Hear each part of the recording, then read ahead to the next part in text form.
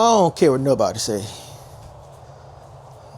Either one or two things are true.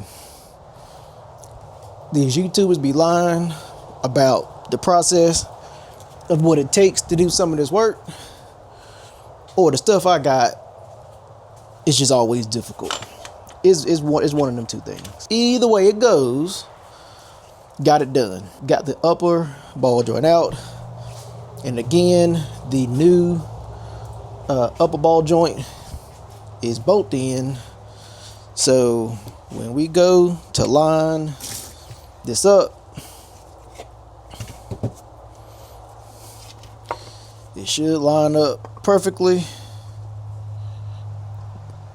and it does. And it does have a fitting that goes in there as well so that you can grease it.